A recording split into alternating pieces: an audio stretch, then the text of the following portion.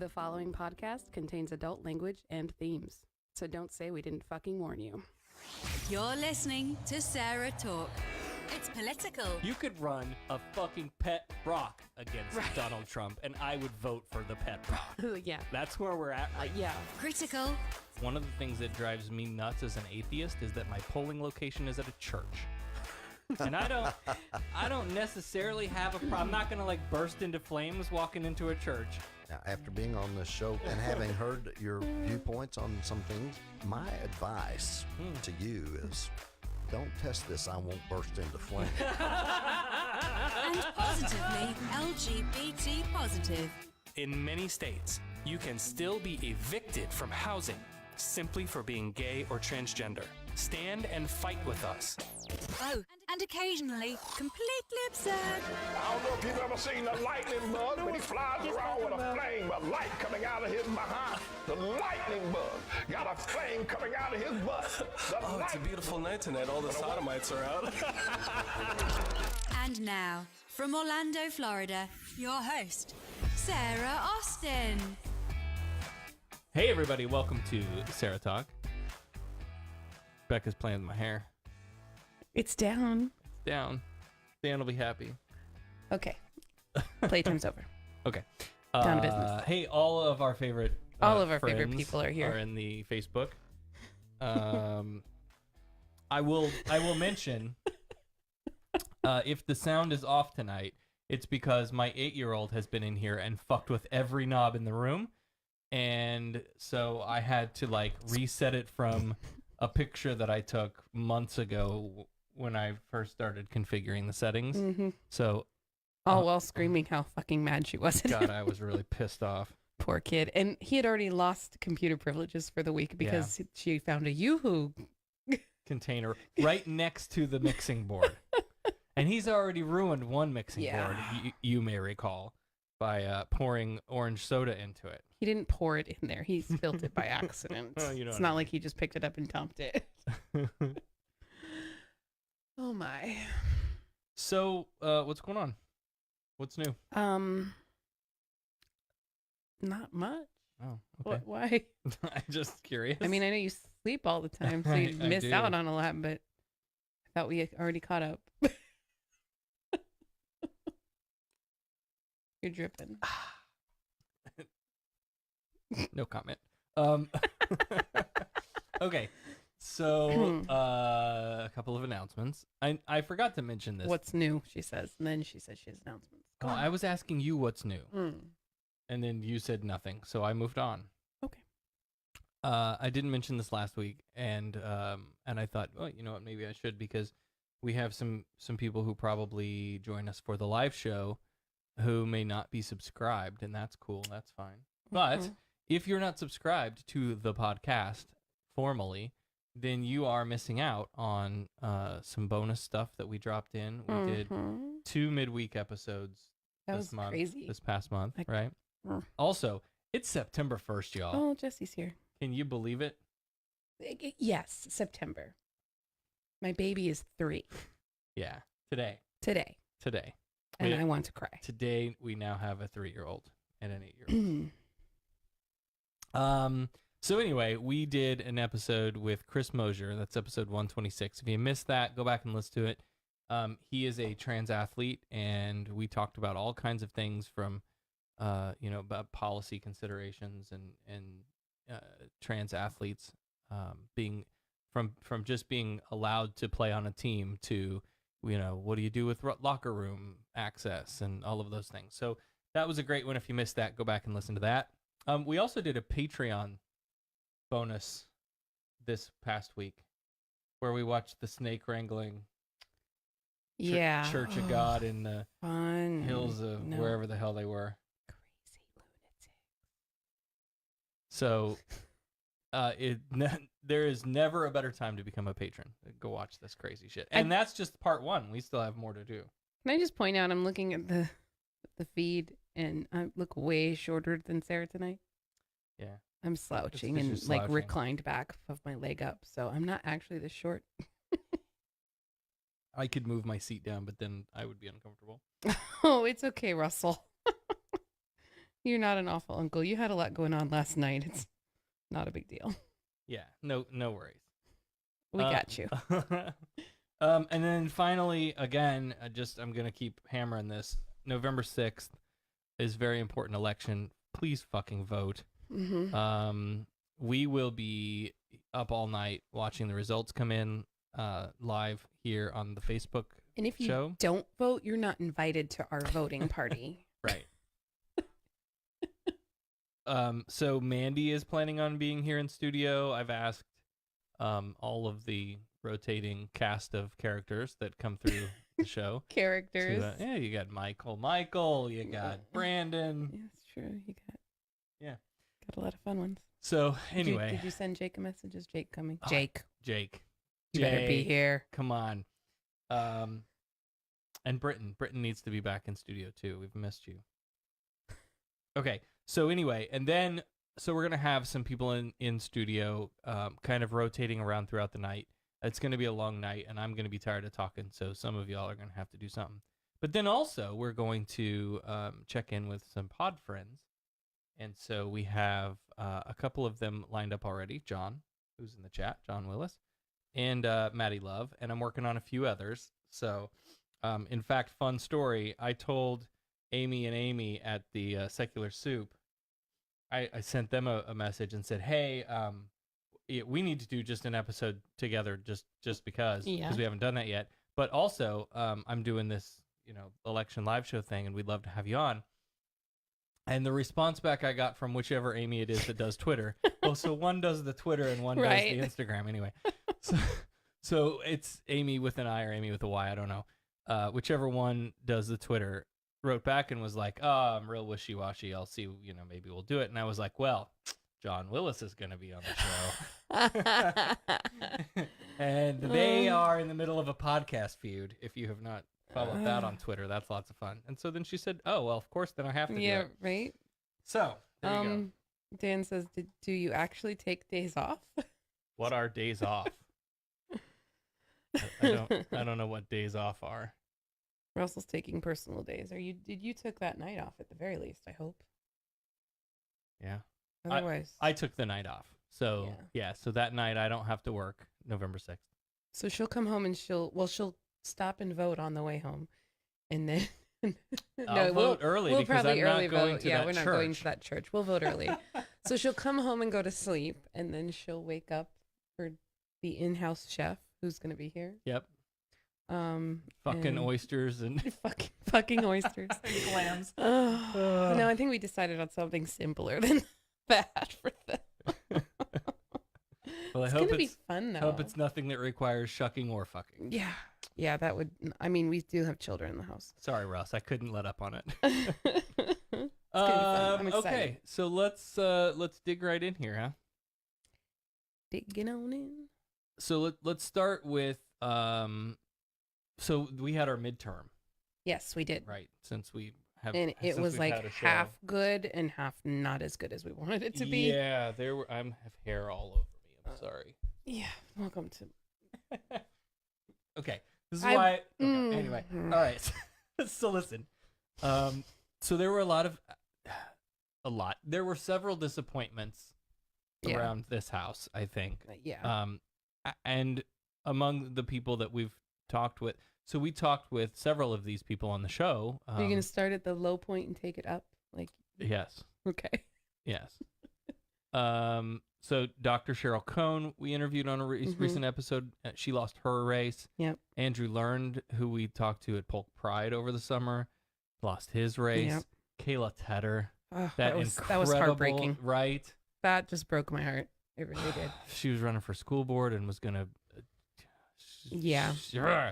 And the person who beat her out like that, it just scares me, to be honest. Yeah. Like, I don't think she can really do much harm, Right. but I don't think it's just, it's a mess. So maybe it's us. Hey, if you're running for office, No, don't come on. don't say that. What? Well, Bob Doyel won. Oh, that's true. You're right. Yes, the Bob Doyle one. That's on my list. But first, before you go there, Yeah, that's true. Okay. So Kayla posted that night on her Facebook to everyone I've had the pleasure of meeting and interacting with during this campaign. Thank you for making me a better candidate. To those who chose to support me, thank you for believing in me. Stay tuned to this page to see what's next. I'll announce something in the near future. Wink emoji. Yeah, what's she doing? Dan says, I want to know what's happening. Dan says, Florida election result disappointments? Here's my pretend surprise face. Yeah, right? Hashtag hanging chads. Yeah. We'll never live that down. So what's Kayla doing next? I know. I really want to know I want what the she's inside doing. scoop. Nobody's telling me. I don't know. Well, she's got a lot of connections. Maybe and I can get Andrew to tell me. Yeah. We're gonna have him on the show Yeah, soon too. I know. I saw that back and forth, so that's looking cool. Yep. Okay. So Bob Doyel, we interviewed earlier this year. He did win. He is the so campaign. amazing. I'm so happy for him. And I just hope we can just right because is he's up against Kelly Stargirl, who needs to go. She needs to be going. Yeah. Classic Republican, toe the line. Yeah. And the biggest news of all, Andrew Gillum.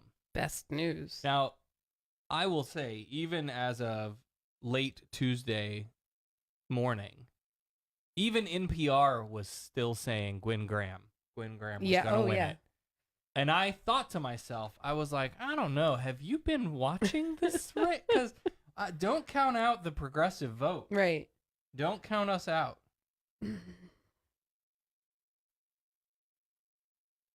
Yeah, that was amazing. I was watching it and I was laying in bed and I was just like watching the numbers come in. In that first 20 minutes, she had him up by 40%, and I thought, oh crap. Right. But then somewhere within like 20 minutes, it just flipped, and he just kept making that space bigger and bigger between them as he took the lead. Right. And I was like, yeah, that's it. Now, he ran on a very progressive platform, a Bernie style revolution platform. Right. Even gaining endorsement from Senator Sanders himself. Sanders shows up for a rally right there towards the end of the campaign, and friend of the show Carlos Guillermo Smith was there as well. Mm-hmm. So and endorsed him. So yep. Don't count out the progressive vote. You this is I feel again, I don't want to get overly optimistic, right? We want to be cautiously optimistic. Right. But it feels like this is a new time, a new era, like this is the time for that progressive movement to happen. Yeah. And the thing that does give me hope is that if it can happen here, I mean, I've lived here forever and it's always been a very much majority red state. So if that kind of thing can happen here, right, then it gives me hope for all the other places that are backwards. Except for Arizona. And Texas. Dan says Arizona will have 2 new senators in November, one of which will be a woman. The other is unknown as the governor has yet to announce McCain's replacement appointment. He has the option to select Joe Arpaio. Sarah, wink. Fuck you. God. No. No. He got his ass handed to him in He really Arizona's did. You looked at those graphs. It was like one county. Yeah, I posted that. It was amazing. I was like... I posted that to our Facebook with the comment, something about, look, I found the racist camp in Arizona. Mm-hmm. Now, Ron DeSantis, right, who is a Trump pick. Yeah, I don't like him. And no kidding. And did we play that ad on the show? I don't know that we did. Stall while I look it up. Oh, okay. What didn't we just talk about? I'll read the Facebook comments. John says, counting votes has the opposite effect of counting sheep.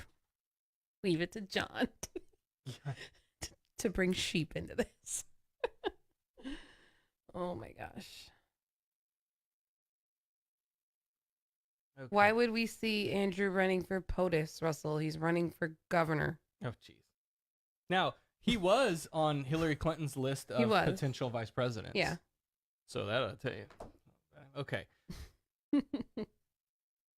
If he's elected governor, that's a 4-year term, right? Mm-hmm. So he can't run for POTUS unless he I guess he could. Okay, here, I think I've But- got it. Yeah, that looks like it. Everyone knows my husband, Ron DeSantis, is endorsed by President Trump, but he's also an amazing dad. Ron loves playing with the kids. Build the wall. He reads stories. Then Mr. Trump said, "You're fired." This isn't the love one I was that thinking of. part. He's teaching Madison to talk. Make America great again. People say Ron's all Trump, but he is so much more. Big league. So good. I just thought you should know. Ron DeSantis for governor. Is this a real Yeah, that's his actual What the- honest to God campaign ad. I thought it was a joke. No, that's the real. Like I knew he was. No, that's the real ad. Oh my God. What the fuck?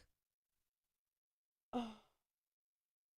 Yeah, that is the ad. Well, I guess I can't be too surprised. I mean, he did refer to, what did he came out and made a racial slur the day after? Yeah, I'm coming to that in a minute. Sorry. No, I that's- mean, But this. that was like too much, right? Yeah, that was so. Again, It really he's- did. Jesse says it sounded like an SNL sketch. I was looking at it and it looked like one of those like parody, like, oh, I'm gonna make fun of you, like a Randy Rainbow kind of Right. deal. Gosh, but he's running on that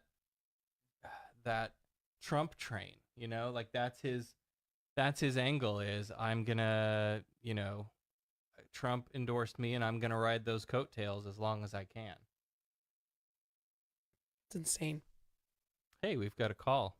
Oh, Mandy, how's it going? Hi. How you doing? Good. How are you? Oh, we're good. We're talking about the governor's race. I'm kind of happy about how it went on primary night. Yeah? mhm. Yeah, we are too. At least for Who's that all race. there? Is it you It's- and Becca? Yep. Hi, Becca. Hi, how are you? I'm good. Well, I'm at work, so that kind of Well, stinks, but so you're not all good. Right. yeah, it could be better. I could be hanging out for real with you guys. But I will be there on election night, so that's going to be fun. Yay. Yes, that's going to be a blast.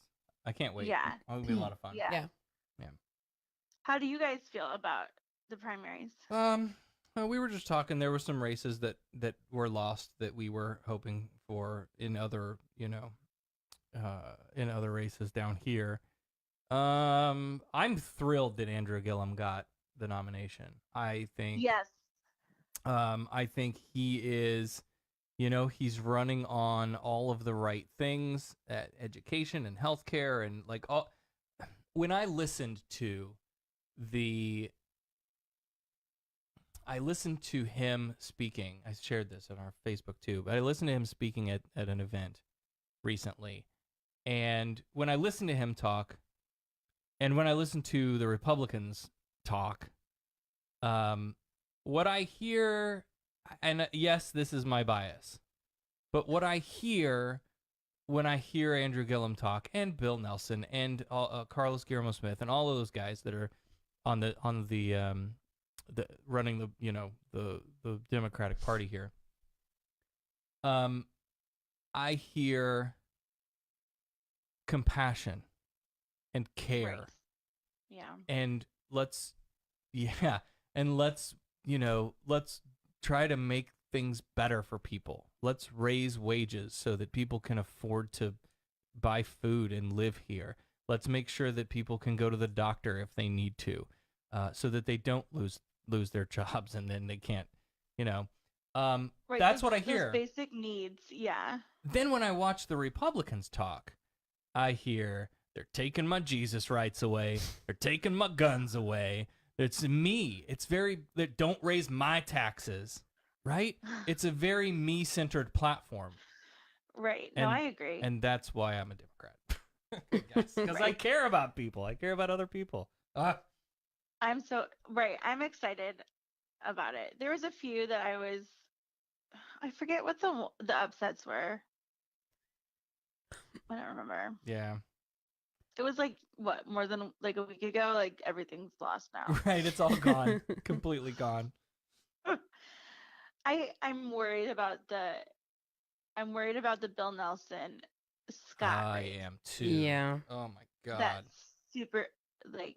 Rick Scott is a monster. He is. Yeah. He has done nothing good. He's for not this even state. a piece of garbage. He's worse than a piece of garbage. Yeah. Right.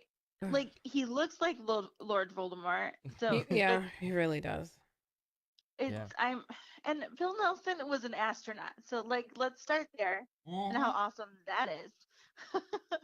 Right. And so like these smear campaigns are like, oh, like let's put him like term limits, and he's been getting paid by the government for all these years. And I was like, well, yeah, because he was an astronaut and he worked for NASA, so he was getting paid for the government for that. But because he was with NASA, so you guys are stretching the truth a little bit there. Yeah. So let's. And all these dumbasses are falling for it. Yep. So Oh, that's going to be a dirty campaign. And so while do you have a couple more minutes, or do you have to go? yeah, no, I mean, Be an I have employee. my We stuff don't- here. We don't want you to get fired. Yeah, don't do that. No, I have my stuff here, so if someone calls me, Okay. I'll just hang up. And if I just disappear, you'll know. Then I'll know. All right. Like, oh, I guess Mandy had to go. So we know the Nelson Scott race is going to be nasty, but this Andrew Gillum Ron DeSantis race is going to be pretty It's gonna nasty be too. And so the dirty. day after he won, the day after the primary, right? This Republican wasted zero time with the mudslinging and Right. put up the bat signal for racist in Florida. Guy goes on TV and says, let's build off the successes we've had on Governor Scott. The last thing we need to do is monkey this up by trying to embrace a socialist agenda with huge tax increases bankrupting the state. That is not going to work. Now, number one, we do not use the word monkey when discussing black people. I'm going to talk to him like he's a fucking kindergartner. Right. We do not use the word monkey. Apparently nobody's ever said that to him. Number two, Rick Scott has been a disaster for this state, and if he actually wins the race, I'm swearing off Florida forever. And three, tax increases don't bankrupt the state. Right. Which is what he just said had happened. Unless you mean state in a different way than I'm reading it, because if you increase taxes on wealthy people, like money literally just pours into the state. Mm-hmm. I thought. Or increase the taxes on the cannabis that you're supposed to legalize. Yeah, right? And he's just, but the thing is except for like Miami County, I don't know if that's a county. It's Dade County. Dade County and like Orange. You guys know what I mean. Know what I mean? Not Listen, what I grew up down there, so I have to correct you. Sorry. Right, but I know. So I guess the like Miami area and then like here in the Orlando area are like the only two blue parts in the state. Yeah. Oh yeah. Yeah.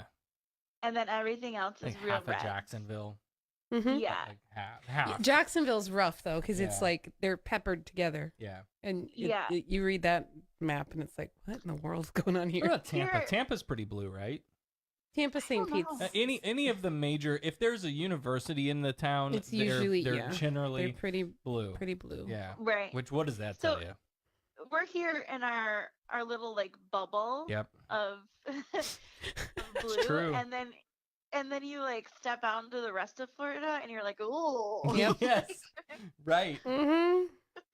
and you think like everything's like hunky dory, and you're like, yeah, like of course the state's gonna be great because we've got all this, all these liberals and Democrats, and we're gonna move it over, and then you like walk out into the swamp, and like the alligator people come out, and they're like, It's really I got funny because it's I not got my just the gun and- alligator people. Right. yeah, like I got my gun and my Bible, and like I'm gonna go vote, and you're like, oh no, like Yeah. Well, where I grew up is like retirement country, so you have your Yeah. You don't have your Everglades people. You have your retired people all they're all just octogenarian. octogenarian people who they're going to vote conservatively Right. Because that's a thing apparently. I don't know. So that's like where we were in Broward County. They always turned county red because there was just so many of them. I forget what the Palmer Village. What's the one up here in Orlando area that's like all the old people? I have no idea. King something? I don't know. Is your battery going dead in your coaster? Oh, Sorry, I had to that switch. sucks. But like there are certain parts of Florida where you just have this very big area and it's all just retirement communities. Right. Right. And they just come out in droves. And then they have like people from the retirement communities, if their voting location, because a lot of them have the voting location right within their community, if they're not in the community, they will bust them. Yeah. So it's just like. Well, that's another thing that I want to talk about leading up to Election Day is the voting in a church thing, because you know how I feel about that. But This is so bizarre to me. Yeah. Century Village. Thank you, Russell. I knew he would know. Century Village. Okay. I'm sorry. Growing up, even in Michigan, my parents never voted in a church. When I moved to, and this is like rural Michigan, and then when I went to college, we never voted in a church. And down here in my place or my precinct is nowhere ever have I ever voted or witnessed voting in a church ever. It's such a huge thing, though. Right, but until you brought it up, I never even knew that was a thing. Yeah. So I posted on our social media and in our group. I'm looking for people who vote or voted in a church building, because I have questions. I want to make sure that they're following the proper rules. So if you vote, anyone who's listening votes on at a church in November, if that's your polling place, let's chat, because I want to give you a list of things to look for. And then I'd like to hear back from you. I'm so curious to about see this. if they're playing by the rules. Yeah. So they are not allowed to hand out goodie bags that have church branded swag in it. and I say that because it's been done. Yeah, I know. And they've gotten in trouble for it. You're not allowed to hang posters that are anti-abortion or anti-gay near the voting areas. You are supposed to be able to vote in a hall free from religious iconography. It's supposed to be a neutral zone. It shouldn't be it shouldn't be crucifixes on the wall. Yeah. They can't be handing out pamphlets. Right. So I'd like to know if you vote in a church. My elementary school was a voting location where I grew up. Yeah.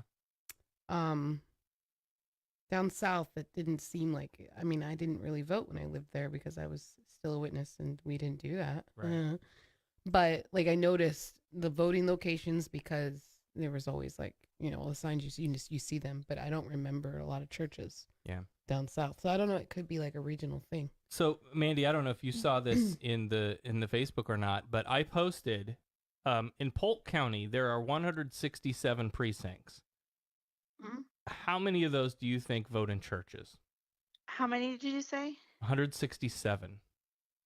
In Polk County? Yeah. Half. 102, which is just Wow. over 60%, I think.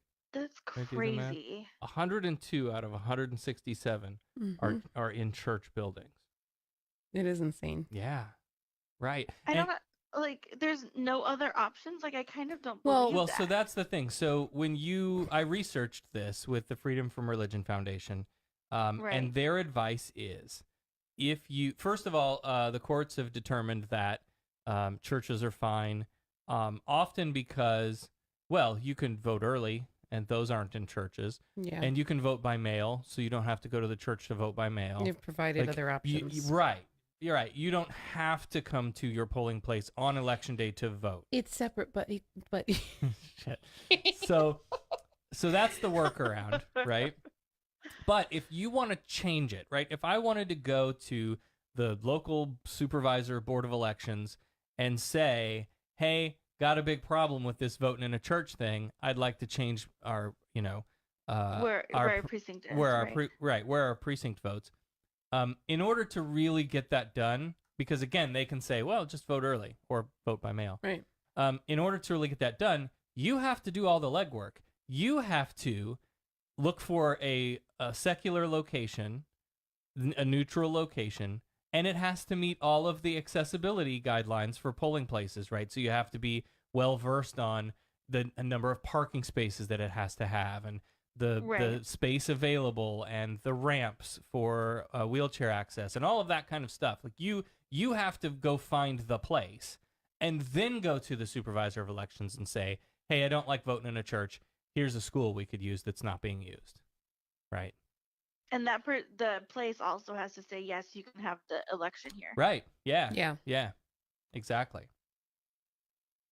Wow. Well, so the church that is our location, I had to go there last year to vote for the presidential election. That was a total wash. Interesting fact. Yes. They have like 6 parking spaces and then a field. Oh, that works. So on my bad leg, I had to walk through a field. Why do I not remember this? You weren't with me. You went separately. Yeah. Yeah. Yeah, because I took our kid. You went and voted I early. voted early. Right. Yeah, you voted early, but I didn't because I didn't. That's right. Yeah. Oh, I forgot. So here's my question. If they can have a place to vote early, why can't they use that same place to vote normally? Well, sometimes they do, right? So like our early polling location was the library. And it becomes, but because they because the early voting is over the span of a week. It's a week. They do it every day for a week. It's spread out, whereas election day proper, they will expect all of these people to come all on the same day. So they have to have more locations. Right. And I'm surprised that the library isn't our precinct because of how close it is. Like we go farther to that church than we do for the library. So that's interesting to me. I don't know. Anyway. And you should always encourage people to go to the library. Victoria says, vote by mail should be a national thing. It's neutral, convenient, and increases turnout. The only thing I don't like about vote by mail. I was going to go there, but go ahead. Stealing your punchline? I read it, but you get it. The only thing I don't like about it is I like taking my kids to the poll so that they can see the process. And I'll tell you why that's important. Because little Sarah, who wasn't Sarah back then, anyway, little me, I didn't get that experience. Yeah. Oh, I didn't either. I didn't go. Well, yeah. I mean, I don't even. But that's why I couldn't tell you if my parents ever voted. Again, we were apathetic to politics. Sure. But I was never exposed to that, and I wish I had been. And I want that for my kids. I want my kids to see the process, so that when they get out of high school and become registered voters and go off into the world, it's not this, they'll know it. It won't be a new thing, just one more thing that they have to figure out on their own. They'll have already learned it. Anyway. What about the fact of knowing for sure that it got there? Like your vote was turned in. Oh, like if the vote by mail, I think it should be certified. The government should pay for certified shipping on those things. Yeah. Oh, really? They should. They don't, but they should. Yeah, I'd be more comfortable with it if I knew it would get there. Because whatever that election was earlier this year, for, I don't know, some seat in the House or Senator or something. I don't remember what it was. I voted early, and I don't know what it was, but I just didn't feel like my vote got counted, and it was so weird, and I just was like, No, I don't know. Paranoid about going early or by mail, or I don't know. Yeah, I'm an early voter fan. Or even if it's hey, here's your ballot, fill it out and turn it into the local library, and have the libraries. Most libraries are already early polling locations, so if you don't feel comfortable sending it through the mail, you can turn it in at a local library. And I know I'm lucky. Yeah, I don't know. Go on. I think we're losing you. Uh-oh. I think you're cutting out. Mandy. She said she was lucky, and then she was gone. No! Yep, there she goes. There she goes. Okay. So, anyway, we'll move on. Okay. Thank you, Mandy, for calling in. That was good. That was fun. Fun. Hey, if you want to call in, I don't have the phone forwarded, so don't call yet. But anyway, so let's continue on with the Ron DeSantis, Andrew Gillum thing, right? So the monkey it up thing happened. Ugh, jerk. And then, to make matters worse, a neo-Nazi group based in Idaho, known as Road to Power, paid to send robocalls to voters in Tallahassee, featuring a minstrel-style voice mocking Gillum. What? One robocall was reported as saying, "Well, hello there. I is Andrew Gillum." Think Song of the South. He then goes on to talk about mud huts and unfair policing practices. And he repeatedly asked for the listener's vote with drum and monkey noises in the background. Now, that said, DeSantis denounced the racist robocalls that were mocking his opponent. And the Tallahassee Democrat news outlet chose not to publish the audio because of how disgusting and racist and offensive it was. Dan's asking the same question that I was thinking. Minstrel style? What does that mean? That's the kind of the Southern black storyteller. Okay, because it sounds like a woman on her cycle. M-I-N. Do you know what a minstrel is? It's a traveling... I know, but he spelled it the way I heard it. Damn. Okay. Okay. There needs to be another word for that doesn't sound like someone's going their period. Okay, the last thing I wanted to mention here is Christine Hallquist. Yes. Okay, we talked about her. She's a trans woman running for governor in Vermont who made history by being the first trans person to be nominated from a major party. Since winning the nomination on August 14th, she has received 12 death threats. Whoa. And this has had a major impact on her campaign, of course, because, you got to take that stuff seriously. So they stopped publishing her touring schedule ahead of time, where her planned public appearances would be. Staffers were given training on how to handle this kind of stuff, like on social media. But she's decided to keep her campaign positive in light of all of it, which, it's good. Scary, but I mean, every time I read some of these stories, right, they all kind of nod back to Michelle Obama's "when they go low, we go high," mm-hmm. right? Andrew Gillum, when the Ron DeSantis attack started, same thing, right? Dan's teaching a lesson in the chat, and I can't read the rest of it. There you go. #wiki. I feel like we need to spend a minute talking about the shooting up in Jacksonville.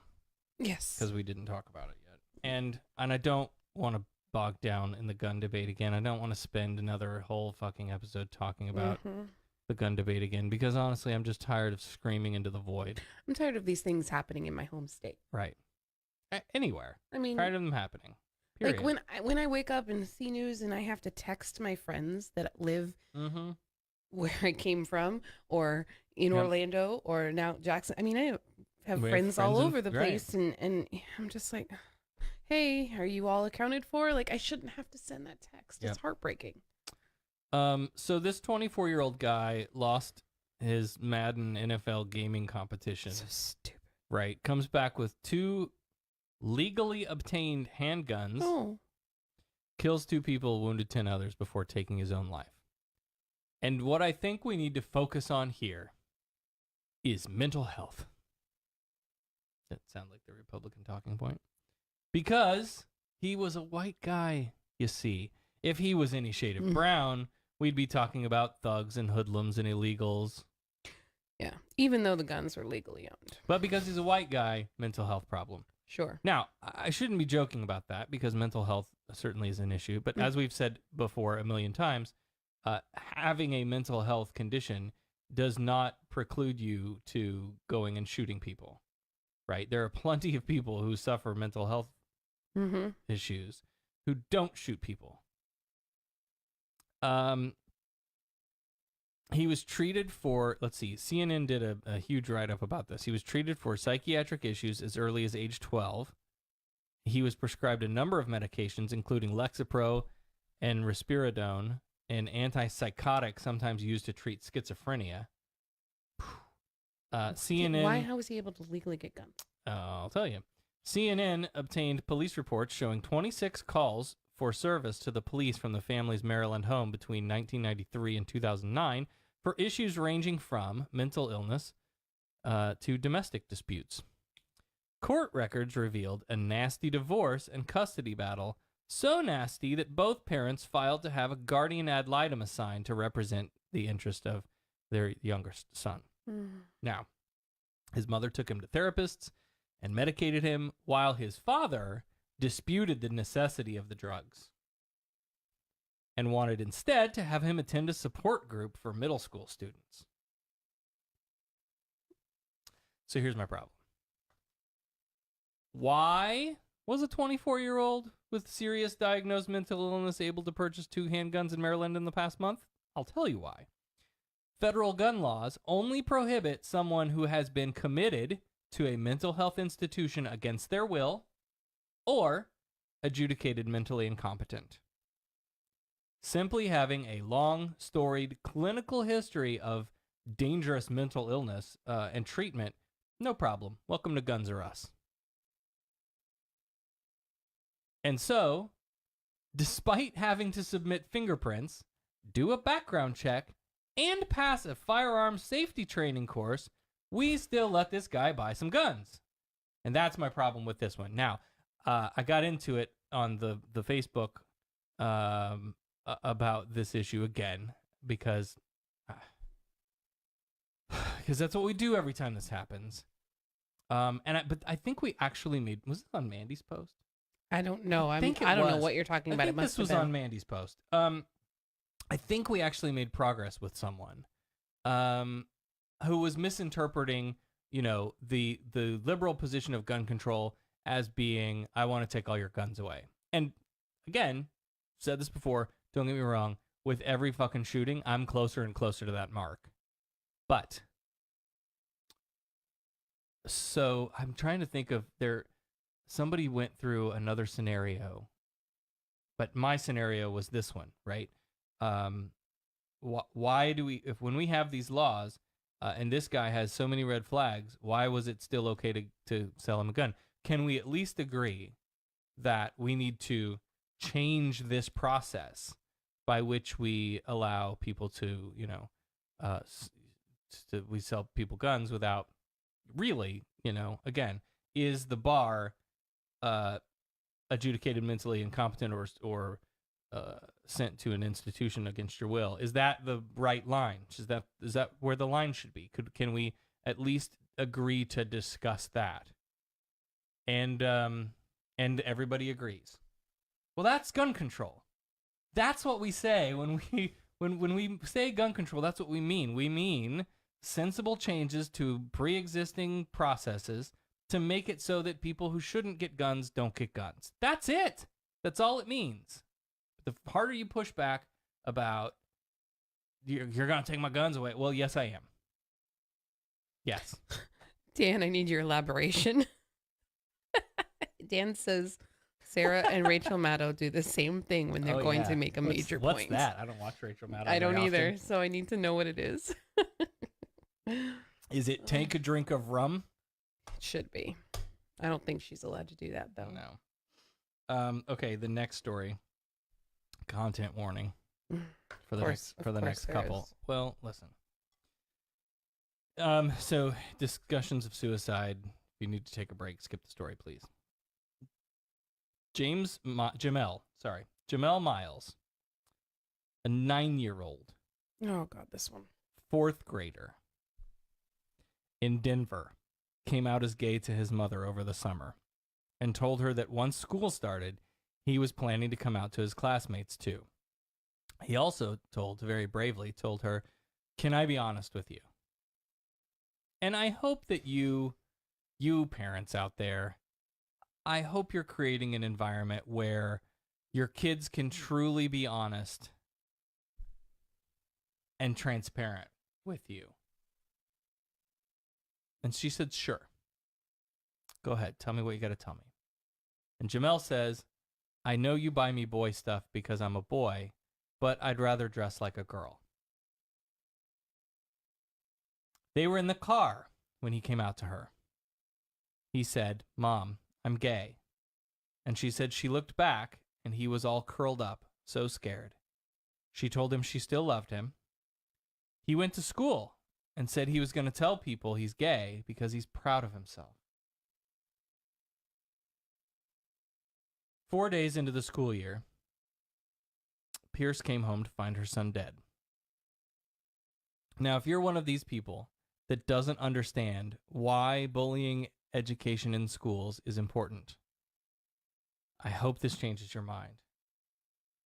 Leah Pierce, Jamel's mother, told KDVR, quote, 4 days is all it took at school. I could just imagine what they said to him. My son told my oldest daughter the kids at school told him to kill himself. I'm just sad he didn't come to me. I'm so upset that he thought that was his option.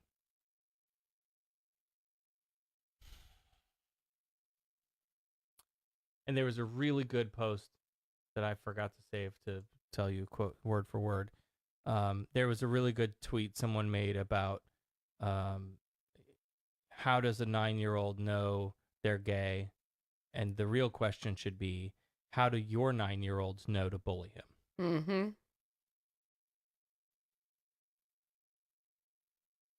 Now, there's a GoFundMe that was set up.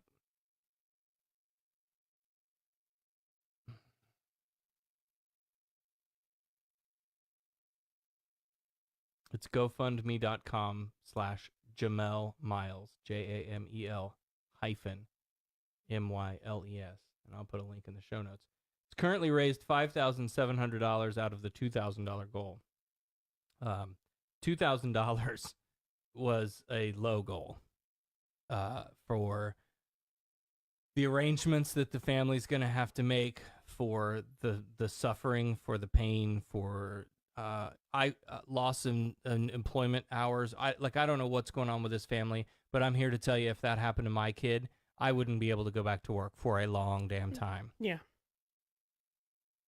For a long damn time.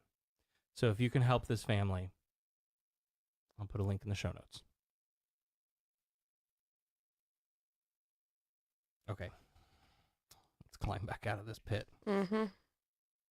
I should always line these up so that there's a break right after those stories. Yeah, that would have been good. But I don't. But that would have been great. Sorry.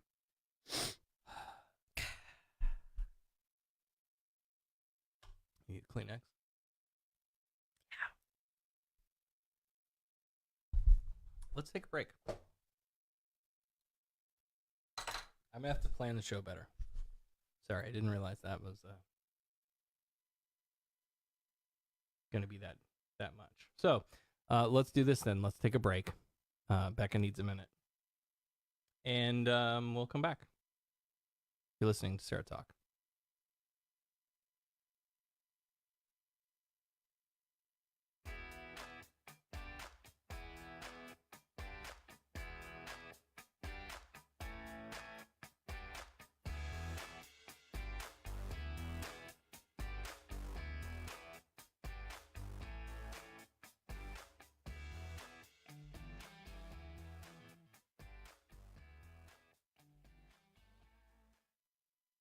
Tired of living in a culture of lies, fake news, and alternative facts?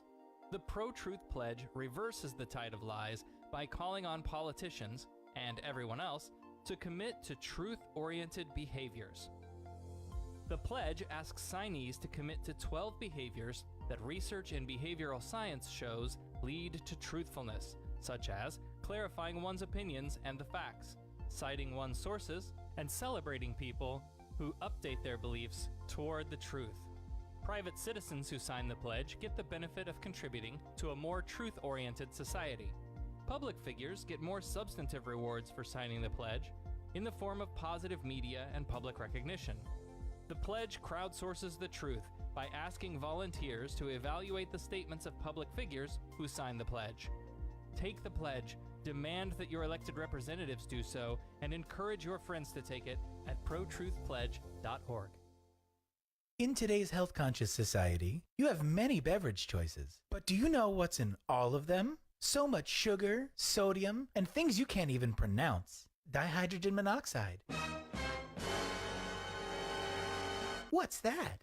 Sometimes you wish you just had a simple, more elegant solution for your beverage needs. Introducing H2O, the first ever chemical-free thirst quencher. H2O is simple, simply composed of 3 portions of 2 elements, hydrogen and oxygen.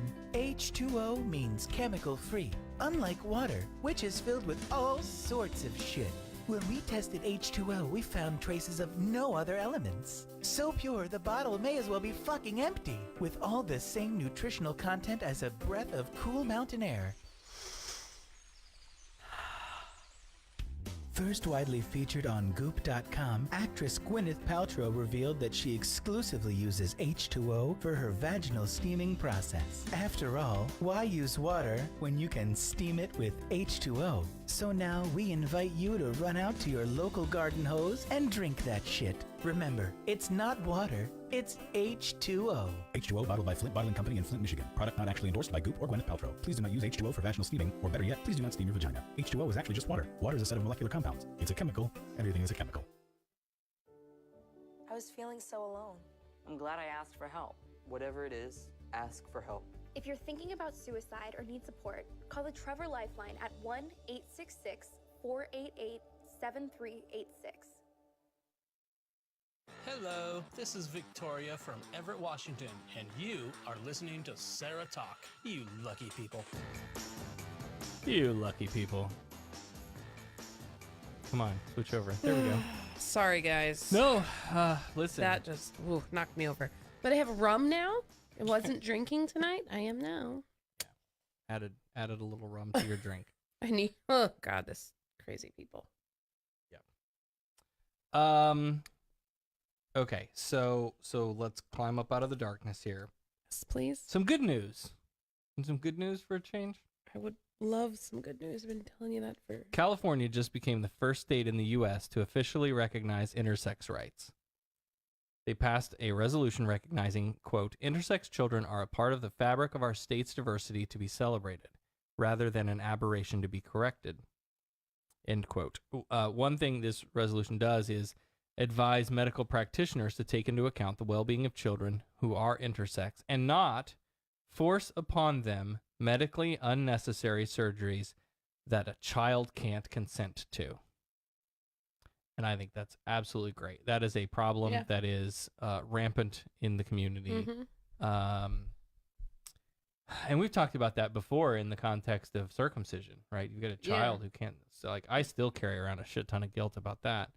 And I have gone to therapy, right? For all the good it did. Like, I mean, it's funny to me because I know people who would get their daughter's ears pierced as infants and think nothing of it, right? Like, and it's the same thing. It's like, I mean, my parents didn't let me get my ears pierced until I was old enough to make that decision, right? Like, yeah, I want to get it done. I mean, I probably got it done a lot younger than my dad, who just joined the chat, would have liked because I was like 8, I think. Yeah. But I mean, you know, like, I think that's important. Like, I think I won't get my daughter's ears pierced until she's old enough to say that's what she wants. Right. Sure. But because it's her body. Right. Exactly. So, remember to come back to that in a moment. Yeah. But yeah, so to catch you up if you're not super familiar, although you should be if you've been listening to the show. So intersex is a condition where a baby is born and the doctors look at the parts and they go, right? So the genitalia is not clearly male or female, maybe some combination or just very, I don't know what the word I want to use. Sorry. just unrecognizable as what you would think of a traditional male or female, right? And so what they do, because the form has a box, M or F, they have to pick one. And then what they often do is force unnecessary surgeries upon these children to make them look more like the F on the box that I checked. Right. Right. So, and again, surgeries that the children can't consent to. And how much of it is cosmetic? Mm-hmm. Because, okay. Well, and a lot of times the surgeries does damage to. Right. Yeah. I'm just like, I mean, I think, there are surgeries, like a child comes out and they have a heart defect and you have to have surgery because it's life-threatening. Right. If it's life by or death. all means. Yep. But if this deformity isn't a life-threatening one, then why are we so knife-happy with these little babies? Right. I can't wrap my head around that. Okay.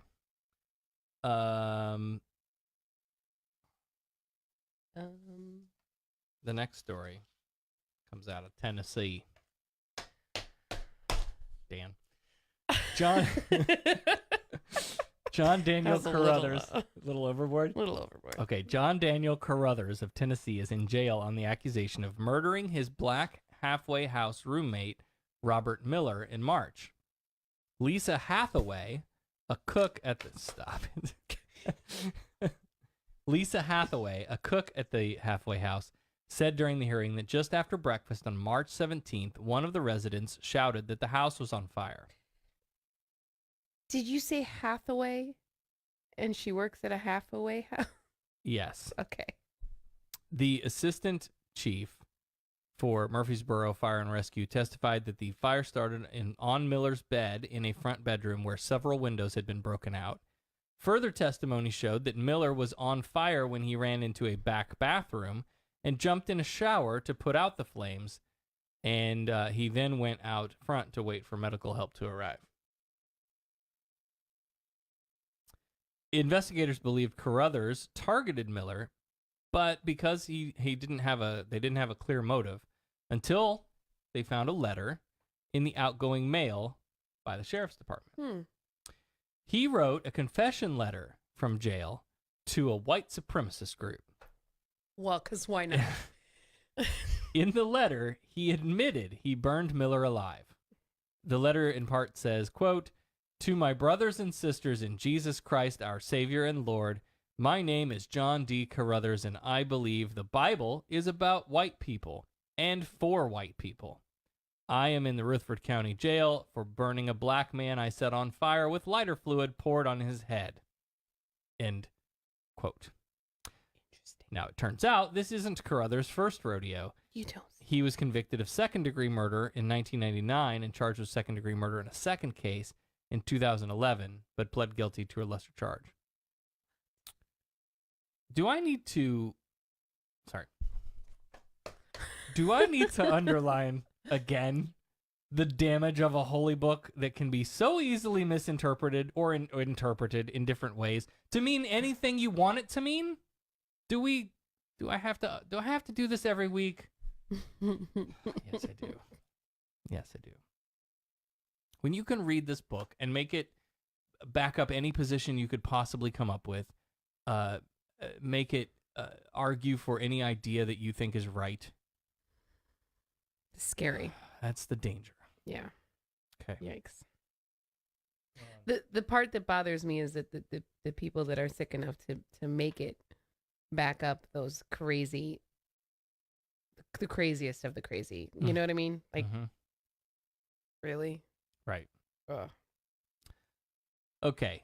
Yes, we've been following the Trump nonsense in this investigation, and I'm sure maybe you've wondered why we haven't been talking about it. And frankly, that's because I don't think I'm going to do it as much justice. There are other good shows out there that are covering this. Start with Opening Arguments, right? If you want a really good breakdown of what's going on in Washington with that, with that investigation. They're the ones to listen to. They're like on point with this stuff. But occasionally something will trip my Trump radar, and I have to talk Trip about it. your Trump radar? Yes. Did you make that up, or did you hear somebody No, else I made say it that? up. Oh, that's pretty good. Thanks. Go on. Donald Trump hosted a closed-door fancy dinner for 100 evangelical leaders, and that's all that's left of his base. I think it's just the evangelical people like Franklin Graham and Tony Perkins, and those guys. All those nutbags. Yep. I mean, yeah, nutbags. That's the word I was looking for. Anyway, a recording was leaked out of that dinner to the New York Times, where Trump said this: You're one election away from losing everything you've got. Oh, crap. Yeah. Oh, man. And the level of hatred, the level of anger is unbelievable. Part of it is because of some of the things I've done for you and for me and for my family, but I've done them. This November 6th election is very much a referendum on not only me, it's a referendum on your religion. It's a referendum on free speech and the First Amendment. It's a referendum on so much. It's not a question of like or dislike. It's a question that they will overturn everything that we've done, and they'll do it quickly and violently. There's violence. When you look at Antifa and you look at some of these groups, these are violent people. You have tremendous power. You were saying in this room, you have people who preach to almost 200 million people, depending on which Sunday we're talking about. You have to hopefully get out and get people to support us. If you don't, that will be the beginning of ending everything that you've gotten. I can't believe you got through that whole thing and held it. I kind of lost it at the end there. Yeah, but you did pretty good. So, shit.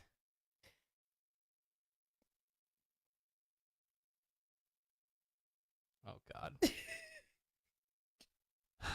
God. So he says to the group, like, listen, you got to go out there and vote for me and my people again. And make sure you're telling all of your parishioners. And make sure, to do yeah, that too, yes. And which is very go on. Illegal, isn't it? That's not illegal, but it's... Well, actually, is it? The Johnson Amendment, which we've talked about. Yeah, I knew there was like some kind of thing that made that very, very bad. Yeah. But it turns out he also lied, shock, and told the group that he got rid of the Johnson Amendment. Oh, shit. What? Now, what? Oh, God. Now again, That's fake news. Yes, exactly. Now again, the Johnson Amendment says churches and charities are absolutely prohibited from directly or indirectly participating in or intervening in any political campaign on behalf of or in opposition to any candidate for elective public office. He said he was proud to have done away with that because that was a disaster for you. And when did he get rid of it? When did he say he got rid of it? Well, so we covered this at the time. Hello, you're touching me under the table. I didn't mean to. I was trying. So we covered this when this happened, right? Trump gets into office, and he starts signing executive order after executive order, right? You remember this? Mm-hmm. None of which actually do anything, by the way. Right. So... kind of like his signed autographs for his headshot. So first, a president can't get rid of the Johnson Amendment. Congress can, not the president. Okay, first.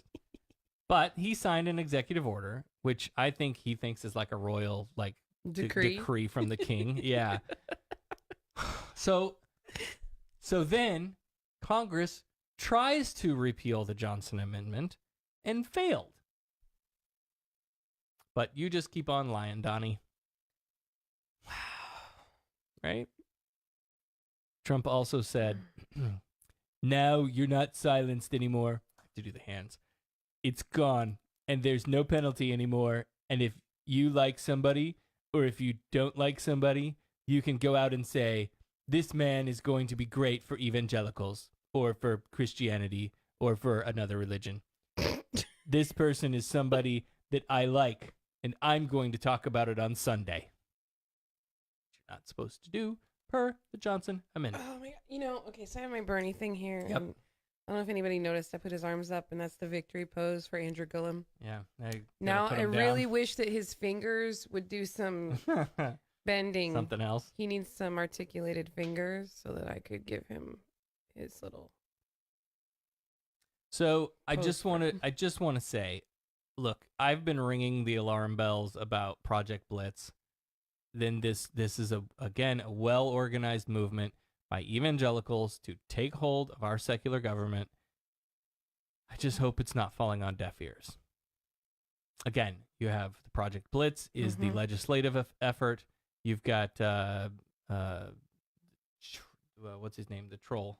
The Keebler elf. Jeff Sessions. Jefferson Beauregard Sessions. All I can think of now is Kate McKinnon when I know.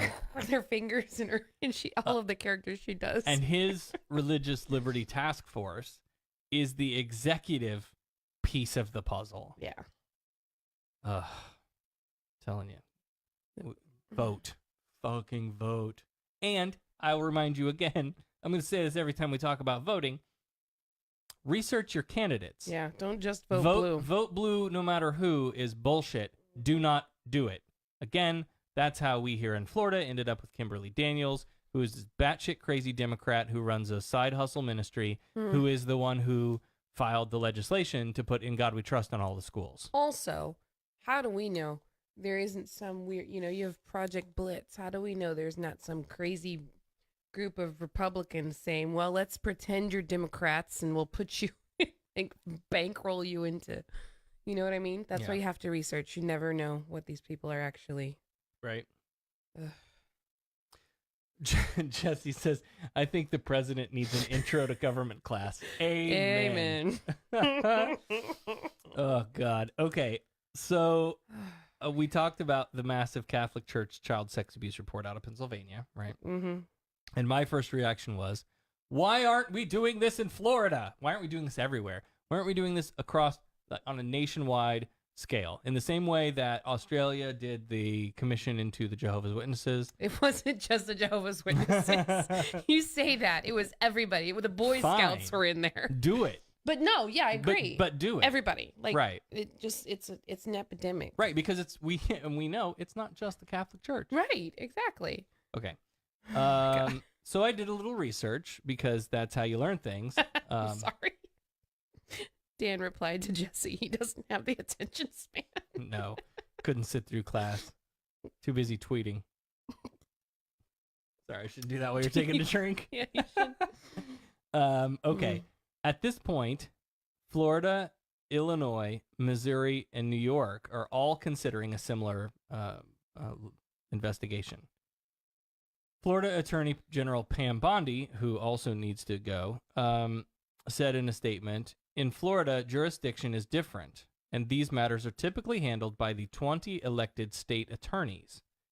However, my statewide prosecutor is reaching out to all of the state attorneys to explore the matter. So we'll see if anything comes of that here, but they're better. Yeah. And again, if this is a panel of elected state attorneys, let's remember that when it comes time to vote. Right. Yeah. Because no religious exemptions in here either. Yeah. Right? This is not isolated to Pennsylvania. It's not. Right. It's rampant in the church. We have known this for a long time. Anyway. But this had some related local effects this week. Don't know if you saw this. You don't say. The No, I don't think I did. The Catholic Diocese of Orlando announced Wednesday that they removed Reverend David C. Gillis from the ministry after he was one of the named accused sexual abusers of a minor in Pennsylvania. I had not seen that. Gillis had been serving as a parochial minister for the Church of Our Savior in Cocoa Beach. Of course, Cocoa Beach. Fucking ghetto. Which falls under the Orlando Diocese. You're horrible. Like Coco's ghetto. Since 2005, he had also served a variety of roles at Resurrection Parish and Santa Fe Catholic High School High School in Daytona Beach and St. Faustina Parish in Claremont, which is just down the road from us. I know that one. I've seen that it. one. I've driven past it. Yeah. A high school. A Catholic high school. Not mistaken, that one in Claremont's in a strip mall. So this is, I'm sure, one of these move-a-priest situations. Yeah, well, that's right? exactly it. Looks That's like what they that. do. You get them caught. Yeah. Ah, shit. Okay, well, listen, we won't tell anybody. You told those little boys not to tell anybody, right? Okay, good. So we're gonna move you, and you'll just be at a different church, and nobody will say anything. Is that deal? All right, off you go. Get on a plane. So ridiculous. That's what happens. So stupid. And I'll say it again, and I'm echoing Andrew Seidel from the Freedom from Religion Foundation. If you still consider yourself a Catholic, if you give your time or money to this organization, you are culpable. You're part of the problem, and pun intended, there should be a mass exodus.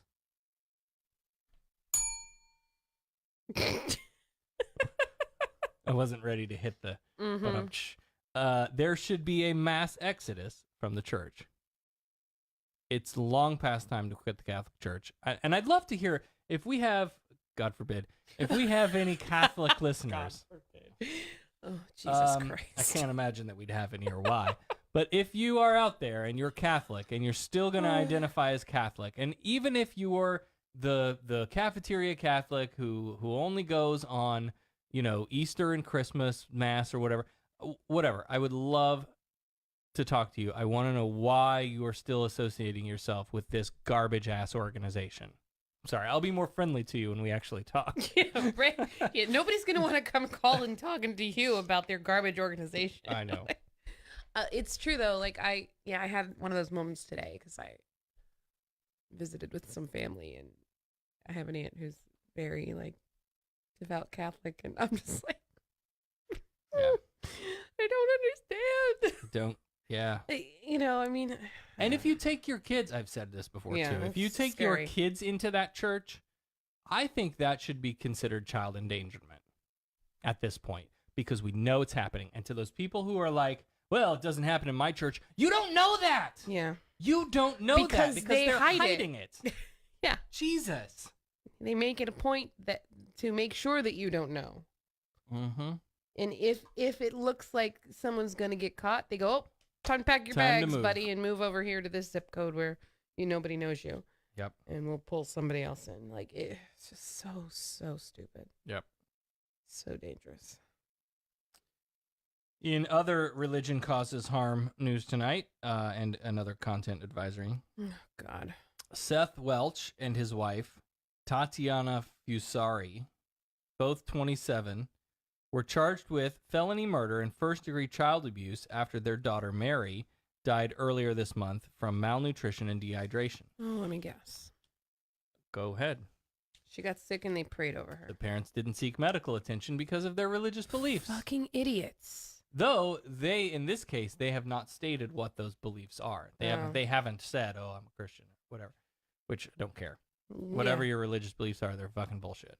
Oh my God. Welch told a TV station in Grand Rapids, Michigan, quote, "I believe I am being unfairly charged, being made an example of for my very strong faith. Going into the doctor's office these days is just about as dangerous as not going," end quote. What the fuck are you talking about? What is your doctor? Some kind of sadistic weirdo that murders children? Oh, no. No, that's your that God. would be you and your. Well, I wasn't gonna go that far. I will. But I don't know who her God is because they haven't stated what her religious beliefs. He says, being made an example for my very strong faith. Well, your faith wasn't strong enough to save your child, was it? No, because your child needed medicine. God.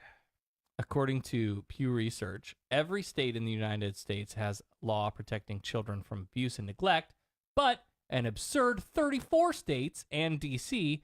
have religious exemptions carved out, allowing parents to forego medical treatment if it conflicts with their religious beliefs. Take your kids to the fucking doctor.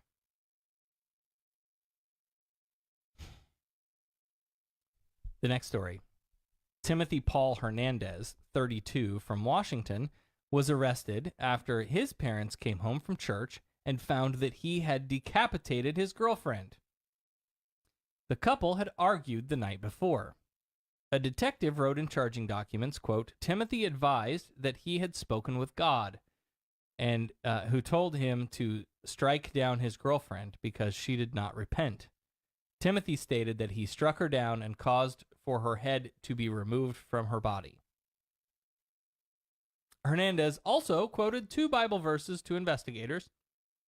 Each of the verses that were quoted had passages in them that spoke about women who did not follow God's word, so God struck them down.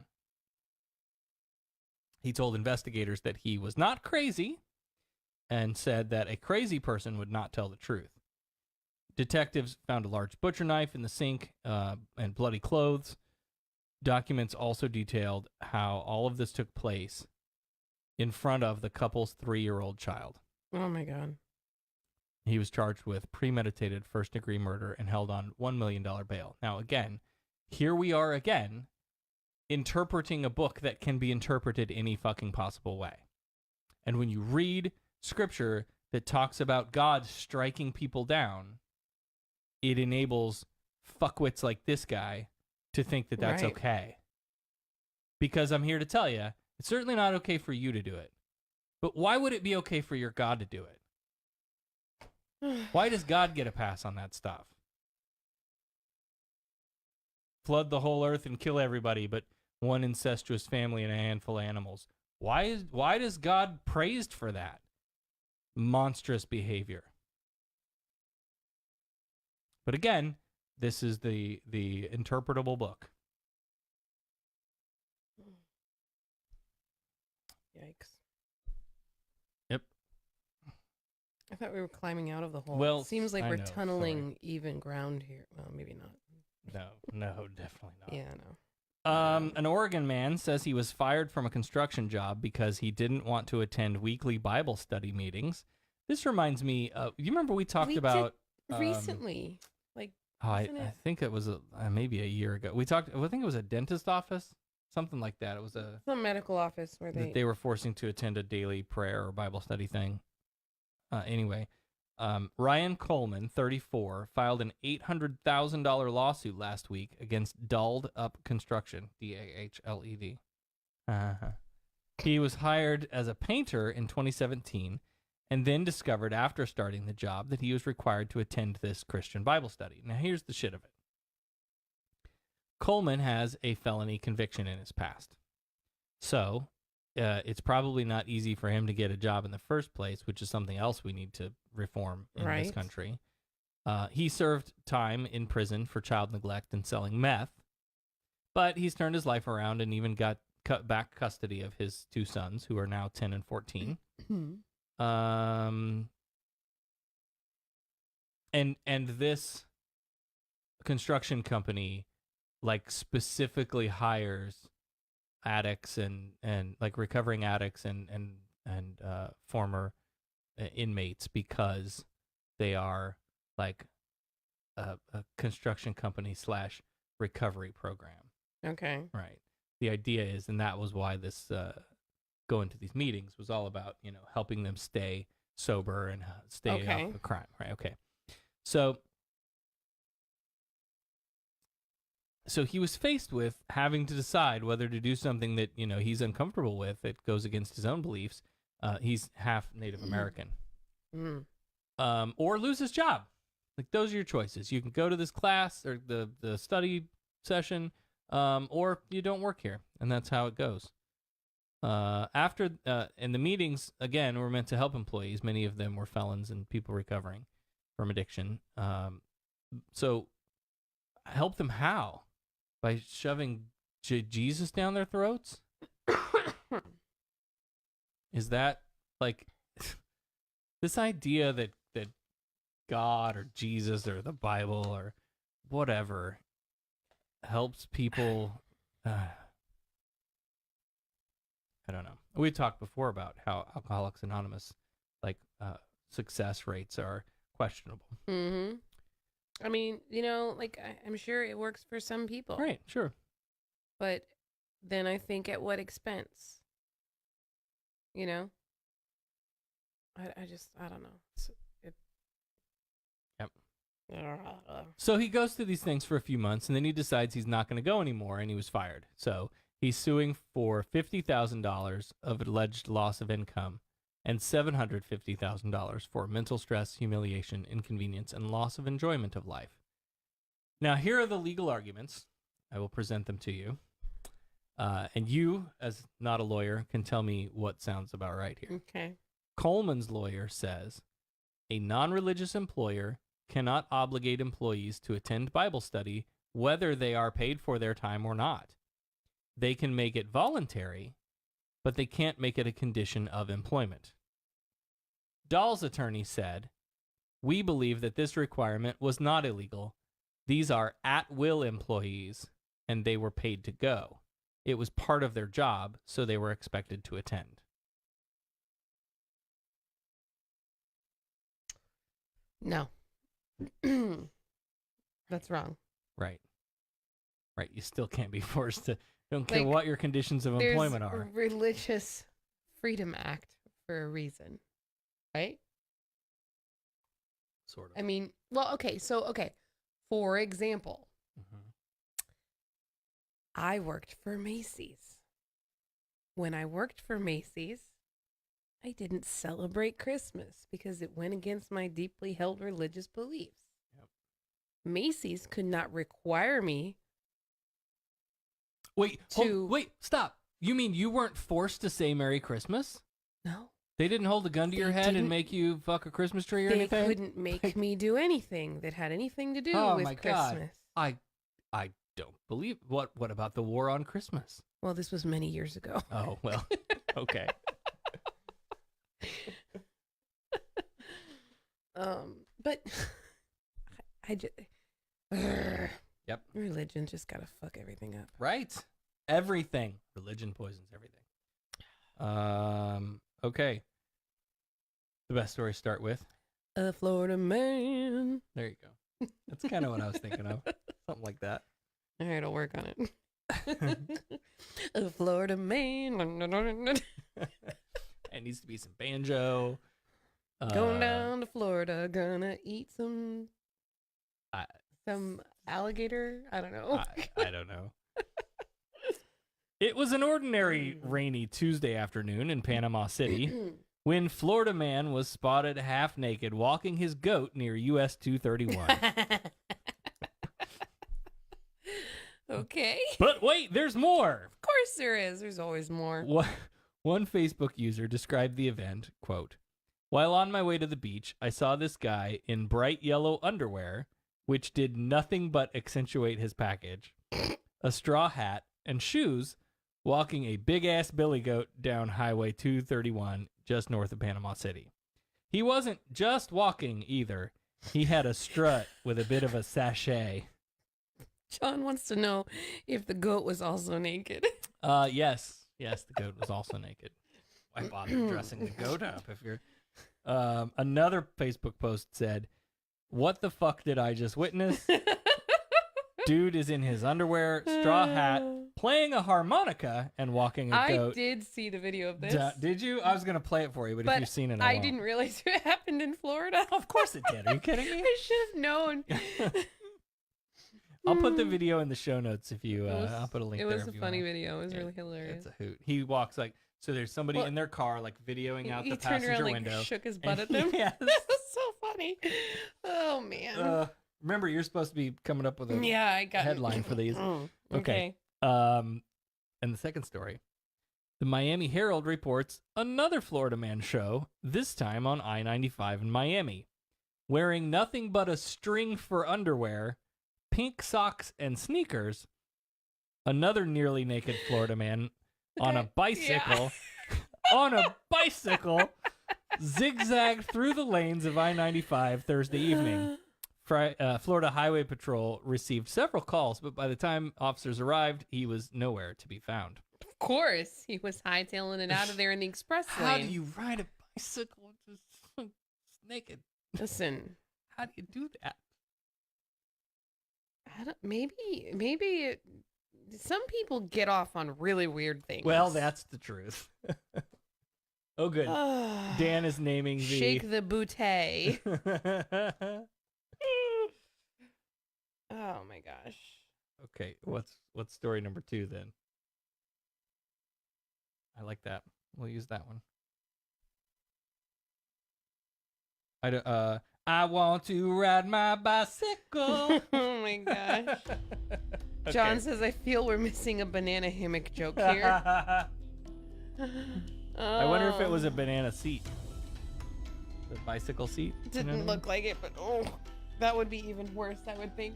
I think so. All right. There are your choices tonight. Oh, man. He was on I-95? Is that the bicycle? Yeah. Of course. I-95 in Miami. Are you kidding me?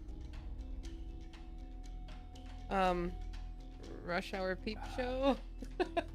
Right. Which one are you going to vote for? I don't know. I'm going to vote for the guy with the donkey, because... It was so good. I mean, I guess it was context. You got to see the video. Yeah. But, again, I'll post the I mean, I saw edit. both videos in my newsfeed this week. I liked the donkey video. The yellow underwear. Yes. So funny. Oh. All right. That's another wonderful edition of Sarah Talk. Hope everybody had fun. Sorry I made cried. you cry.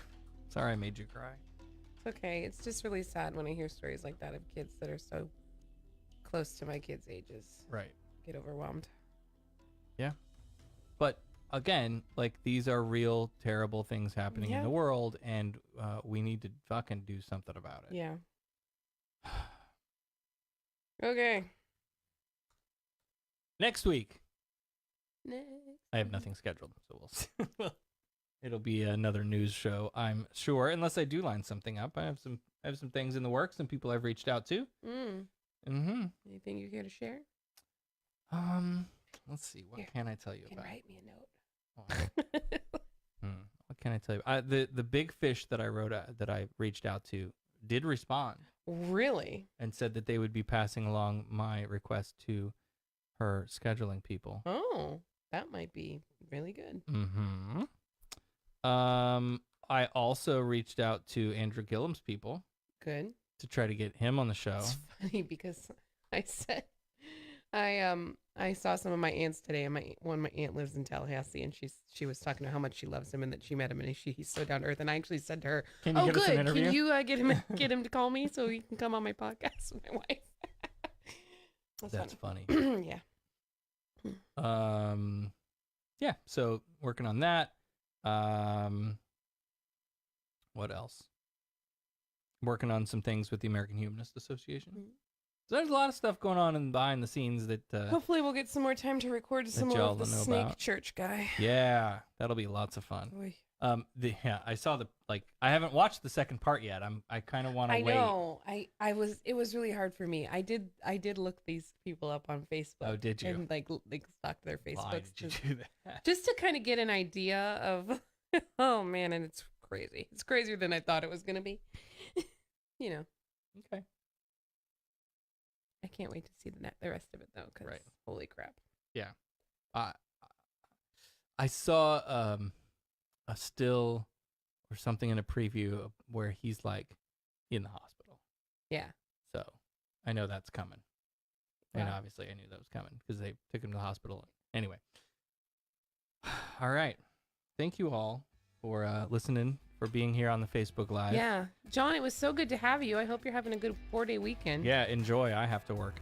Thanks to all of our wonderful patrons at patreon.com/SarahTalk, and we will see you next week. You've been listening to Sarah Talk. Sarah Talk is made possible by listener support. Visit patreon.com/SarahTalk to become a patron and help keep this program going. Contact Sarah and Company by email at producer@sarahtalk.com or call 224-40-SARAH. That's 224-407-2724. And follow us on social media, facebook.com/SarahTalkRadio and on Twitter @SarahTalkRadio. The opinions and information provided on this show are intended for entertainment purposes only. All opinions are solely that of the hosts and their guests. We make no representations as to accuracy, completeness, timeliness, or validity of any information and will not be liable for any errors or damages. SarahTalk is a production of Sarah Austin Media.